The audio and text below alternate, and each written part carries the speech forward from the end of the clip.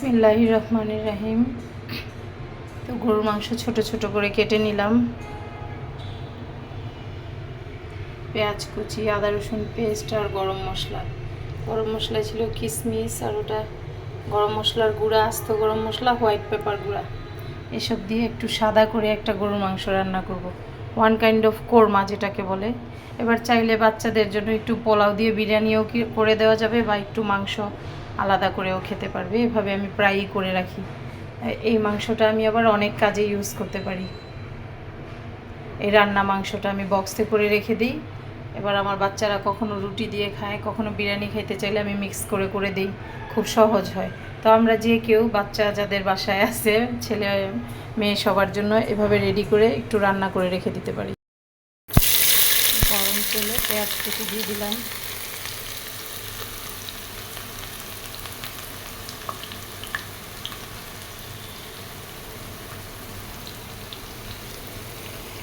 দিয়ে দিব আদা রসুন পেস্ট,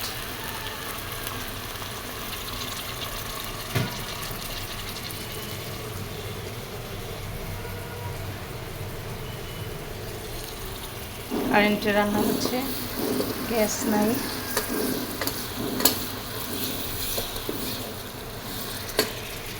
আর দিয়ে দিব আস্ত মশলাগুলি, সাথে একটু গুঁড়া মশলা।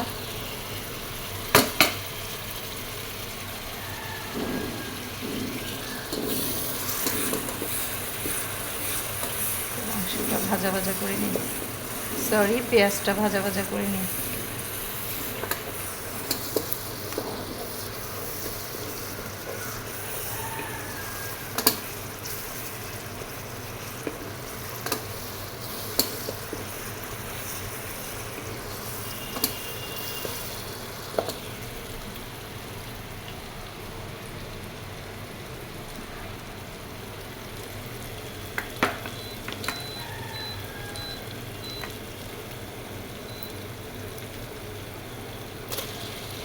এবার মাংস দিয়ে দিলাম।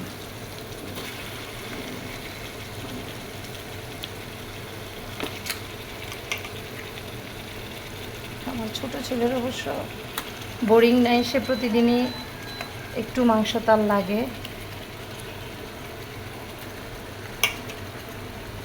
তার জন্য একটু সাপোর্টিং করে রাখি জাস্ট।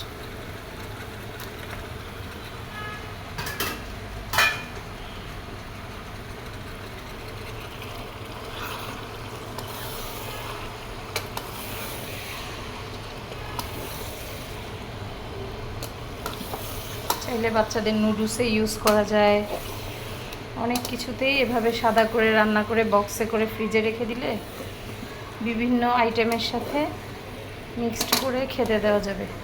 দারুণ ফ্লেভার আসছে। হোয়াইট পেপার গুঁড়া দিলে আসলে এই রান্নাটা খুবই ফ্লেভারফুল হয়।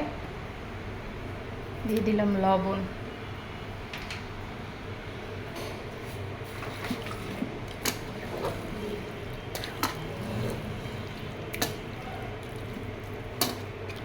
এবার ঢেকে দিব।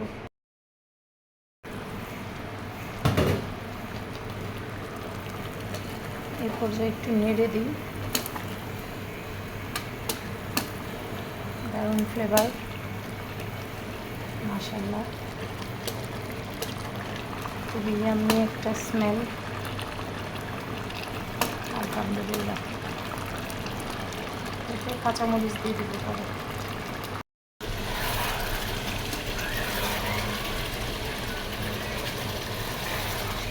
যেহেতু এটা আমি বক্সে রেডি করে দিব, যে কোনো টাইমে বিভিন্ন খাবারের সাথে দিয়ে রান্না, মানে অন্য একটা খাবার রেডি করার জন্য, তাই আমি অনেক বেশি আর রান্না করব না, মোটামুটি সিদ্ধটাই নামিয়ে দিব।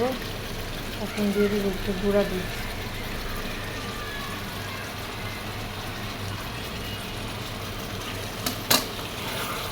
এটা খেতে আরও ভালো লাগবে।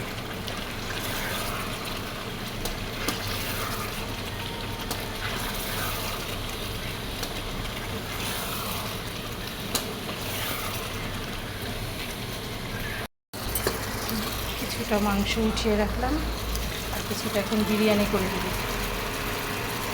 যাদের ঘরে ছেলেরা ব্রাইটিস টাইপের খেতে চায় তাদের মা আর এরকম বুদ্ধি করতে হয়। রান্না করে কিছুটা রেখে দিলাম। মজার বিরিয়ানি রান্না করে ফেললাম।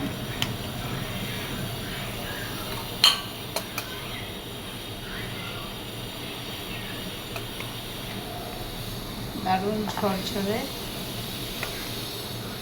বিরিয়ানি, মানে এটা হচ্ছে তেহারি টাইপের করছি, জাস্ট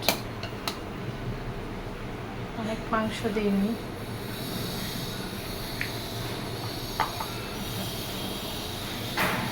দারুণ ফ্লেভার, দারুণ টেস্টি ছিল। গরুর তেহারি,